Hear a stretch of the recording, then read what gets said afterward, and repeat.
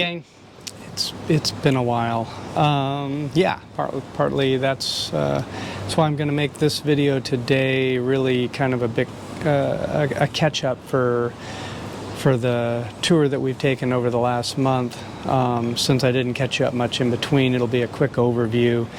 I may go into more details on certain things a little bit later, but let me get you caught up. Catch you soon. Bye.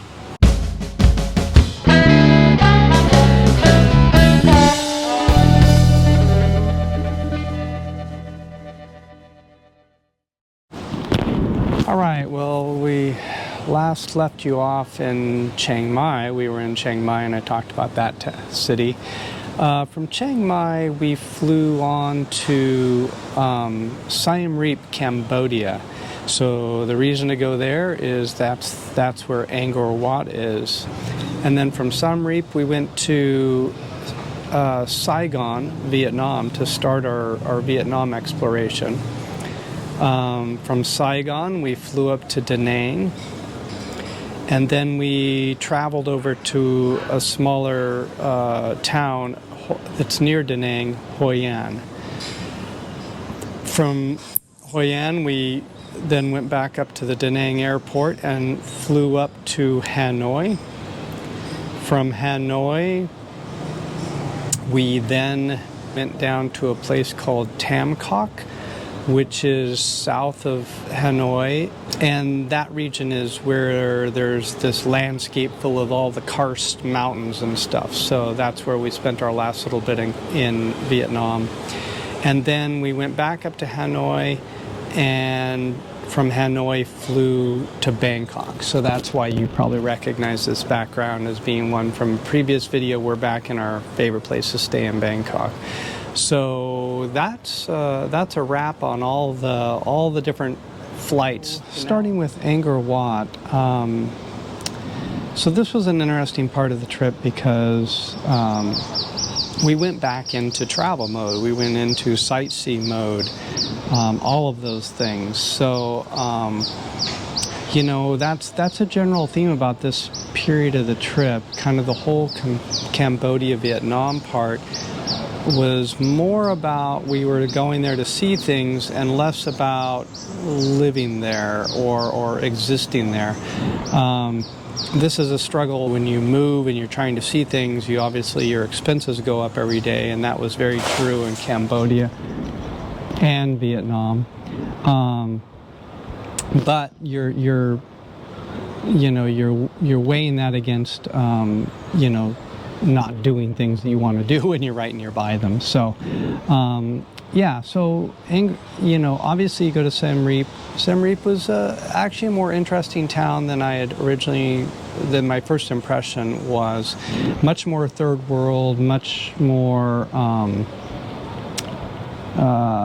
rough than some of the other places we've been and have gone. But the big thing is to go to the temples. So we did we got a 3-day ticket, and the 3 days don't have to be consecutive. So we went out and saw temples the first couple days, and then took a break, which I would recommend to anybody thinking of doing that trip. And then we did a third day as our fourth day with that down day in between, back out at the temples, at the temple areas. And that's really the big thing about Angkor Wat that I probably didn't really recognize. Angkor Wat is really a bunch of temples. It's a whole district or a whole region full of temples. It's not, yes, there's one temple specifically called Angkor Wat, but the Angkor Wat complex is large. It's huge. We were traveling for many miles between the different temples. So that's something to be prepared for, and something a little different than what I thought. And of course, the temples span various ages, a little bit like some of the stuff you do in Egypt when you're over there seeing things. They can be right next to each other, but built hundreds of years apart. So, that's something you have to wrap your head around there. So, just the temple architecture is really pretty unique and interesting. Most people, when you look at it, you quickly recognize it's unique and part of the Khmer culture. Well, I guess the main thing was we had a great time exploring the temples, hiking around. It was, I will say, you know, for things like the sunrise on Angkor Wat Temple itself, it's crazy. You can see this time-lapse video I'm sharing now is just like tons of people coming in, people standing in front of you while you're taking video, people trying to jockey for the best location to take a shot from, to watch the sunrise. It's really kind of silly, you know, it's just kind of ubiquitous through travel now that there's too many people at the most popular places doing the thing that you're supposed to do there, meaning sunrise at Angkor Wat is a thing. So this is one aspect of Angkor Wat is tons of crowds, lots of people wandering around, a ton of people going through there. At the same time, you know, if you take extra days for the temples, you can really get off and be, you know, looking at really neat temple architecture all by yourself or with very few people.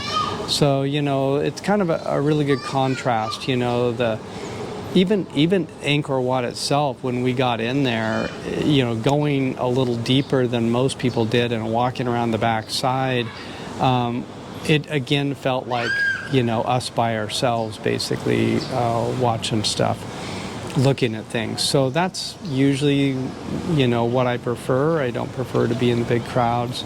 So yeah, that was a good experience. You could get away, and it was okay. The crowds, I just kind of decided to go with it. It was an experience too. The other fun thing about Angkor is, in addition to the archaeological sites to see, and there's also wildlife. The most interesting wildlife for most people's would be the macaque. You've got monkeys all over the place. So you've got temple monkeys. So, you know, I'm just going to share various sequences here, but there was lots of funny stuff going on with the monkeys. There's, you know, they can be kind of a pain if you haven't experienced being around a monkey. You know, they'll climb right up you. So you got to be careful. And we did see, I didn't catch it on film, but we did see one guy get a little too close, and the monkey was acting like, I'm not going to do anything, I'm not going to do anything, and then all of a sudden he jumped up and tried to steal the person's water bottle. So yeah, they're a little bit of a very bright pest, but I think though that's a pretty good wrap on Angkor. Just some quick stuff. So Saigon was the next stop. Saigon, Ho Chi Minh City, to be fair, that's the correct name now, but a lot of people still refer to it as Saigon. Saigon we really enjoyed it. We had a really unique hotel that was in a back alleyway, so even though it was in an area right near a very busy intersection, it's total chaos, we were off in this little side alleyway, and you literally didn't have any idea you were there. There's no noise. You were very isolated. So it was a nice place to stay. The main two things I'm going to say about Saigon is it was really good food. We had excellent pizza at 4Ps, which is noted there. I know it sounds funny to have something like pizza when you're in Vietnam, but every now and then you just feel like that. We also had really good pho. Some of the best I've ever had at a really good place that specializes in just beef pho. So we ate there twice. And then we had a couple places that did really good Western breakfast. So, you know, the food was really one of the highlights. The other big highlight in a different way was the War Remembrance Museum.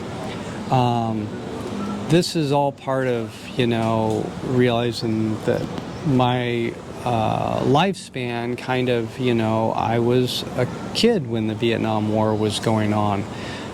So there was definitely, throughout the whole Vietnam trip, and we were watching the Apple series through part of our trip there. If you haven't seen that Apple series on Vietnam War, it's really worth watching. But But going to the War Museum was very sobering, and even more so given the state of things in places like Gaza and Ukraine, and just all the horrors of war. That reminds me, one thing I didn't talk about, and maybe this is the better place to talk about it, is I didn't talk about one of the after effects of the war was all the cluster bombs that were put. When the U.S. cluster bombed the heck out of Vietnam along the border of Cambodia, because the Ho Chi Minh Trail went through Cambodia, we did a lot of cluster bombs, and basically 1 to 2 out of every 10 cluster bombs doesn't blow up. So they just end up out on the landscape there, unexploded ordnances. One of the interesting things was while we were in Siem Reap, we went to what we're calling the Apopo rats. So Apopo is the organization, but it's the African pouched rats that are trained to sniff out mines. And I'll show footage here that's, just have how they train them and how they use them. But these rats are being used in Cambodia now to try and clean up. But, there's 30 years worth of cleanup to do. Even though the rats speed up the pace of cleanup, there's still 30 years because of the amount of munitions that we dumped on that border, as well as their own civil war with the Khmer Rouge. But yeah, that's the sad fact of war, is we leave behind things that we then have to clean up at 100 times the cost of the original deployment of them. So that was a message that also resonated again in the museum in Vietnam, as well as our use of Agent Orange. And I think the museum did a good job of presenting both sides and showing the fact that it traumatized us at home, that there were a lot of big things. It spent a lot of time on how Vietnam was the first war that was really televised so much. So yeah, highly recommended if you're in Saigon. After Saigon, we went up to Da Nang. It's the site of the 90s era drama TV called China Beach. So Da Nang is China Beach.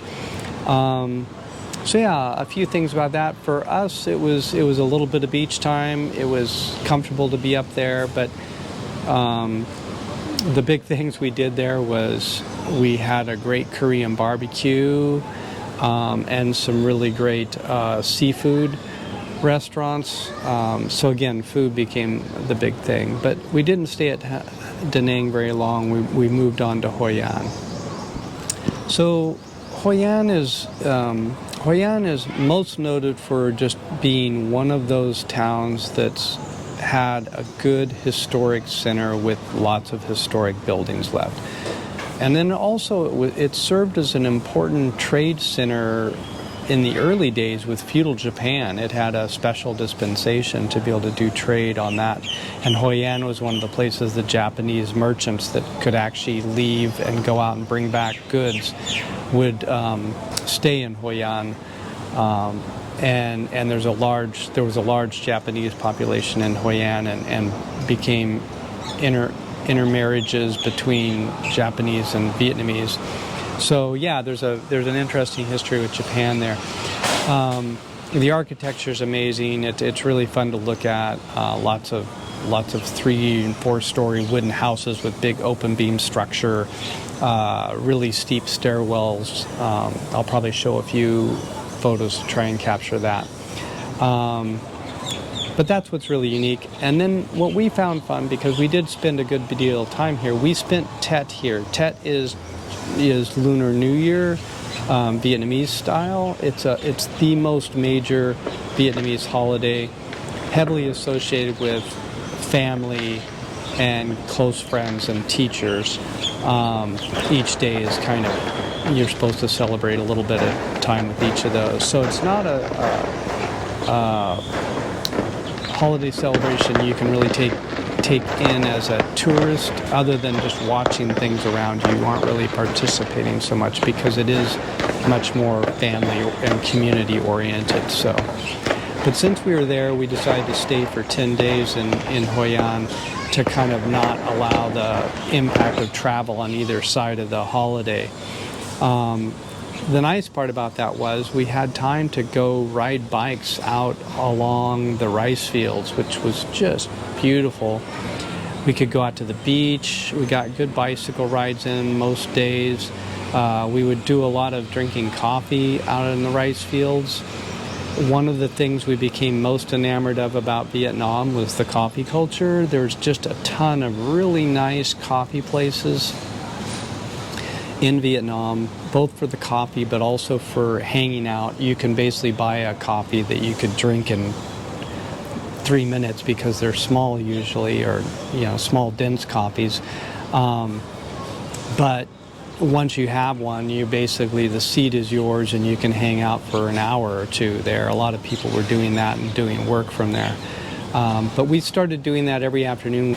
So yeah, we found Hoi An was a really good period of time. We felt like it was a good mix of seeing some sights and doing a lot of stuff on our own, and just doing some nature stuff. We got to see a lot of kingfishers out at the rice fields, and a lot of other birds as well. So Hoi An was a good spot. From Hoi An, we flew up to Hanoi. Hanoi is the capital. It's a very hectic, frantic city. Yeah, it just felt like chaos, kind of. I will say that city was where we realized we were finally getting our Vietnamese walking in traffic, crossing traffic mode on, where we suddenly were both like just at the next level of that. We were very comfortable walking around and doing things that I wouldn't have thought of doing, a month earlier. Making crossings of huge intersections with tons of cars and carts and all sorts of other stuff, just weaving your way through the traffic. Hanoi, we just didn't spend a lot of time there. We didn't think it was really what we wanted to see. We did found a really nice coffee place called Note Coffee, which was just full of all the notes that you had pieces of paper available at your table that you could sticky notes, and you could just add a note and throw it on. But there were notes from thousands of travelers in there, so that was kind of just a fun gimmick, but a fun place still. And then we had some really good pho. And northern pho is different from southern pho, so it's worth trying all the different versions. But mostly we didn't spend time there. We immediately went south to Tam Coc. What's special about it is, like I mentioned earlier, all the landscape, the karst cliffs everywhere, and what they look like. And the other thing to let you guys know was it was cold. Like we most days we were wearing jackets part of the day. So it wasn't hot weather like you think of the tropics. The northern Vietnam is actually quite cold sometimes. This was the first place I decided to risk taking Katie on a motorbike. So she was on the back and I had to drive through Vietnamese traffic, and they do drive on the right side of the road, so I didn't have that problem. We got out and did a lot of independent stuff, and we found that to be really the best. Just exploring down little back roads through the countryside was way better than going to most of the sites. One thing that we noticed by now, but was really preeminent here, is I think the government or, maybe NGO, they're really trying to cash in on the tourism thing. And the tourism thing, the way they've been trained, they if they get a site that's interesting to a subset of people, like a bird sanctuary where there's a really nice rookery, they enhance it by adding other things like flower gardens and pagodas and different temples that have just been built within the last 10 years. They'll add those features to it to make more things to see, so it becomes more of a thing you can do. So when you're there, you'll go to not just the bird rookery, which was called a bird garden, and that kind of shows you the style here, but you'll go to these other places too, and they're all Instagram worthy, lots of spelled out things with flowers and windmills and all sorts of crazy stuff. But it meant that every true tourist site felt a little bit like a poor man's Disneyland or something because it was trying to do all these other things. I have found it mostly annoying, but it seems to work well with a lot of the tourists. And what they like to do is different. And I will also say, you know, Instagram that's changed the way people travel. And so you need an Instagram spot for every place that you have. So I find it annoying, but I guess I see the purpose to it. But what it really frequently means for Katie and I is we want to figure out what we can do away from those places. So Tamcock did a really good job. We were able to wander around and have nice coffee overlooking rice fields and just ride our bikes around and enjoy that. And we still went to some of the Disneyland places, but we spent enough time outside of those that we still really appreciated the area. And that brings us mostly up to current date. From Tamcock, we took a private car up to the airport out of Hanoi, so we didn't actually have to stay another night in Hanoi. Not that it would have been the worst thing, but we wanted to use most of our visa down in Tamcock. So, and then we flew into Bangkok, and so now here we are in Bangkok, and we've been here for quite a few days. We'll be leaving tomorrow, where I'll probably finish up the work on this video and try to get it out in the next couple of days. But we're leaving tomorrow for Malaysia, Kuala Lumpur, and we'll be staying there and getting more back into the living places versus the travel site type of thing. I'll talk more about that in some other video. All right, well, I think that's enough information that I've tried to pack into this video. We'll see how it goes. Catch you later. Bye. Comfortable. They're not gonna bite. They're not gonna be that aggressive. And that's how they clean. You see that he's licking on the paw. It's like to brush off all of the molecule, the dirt, the dust. Oh my goodness.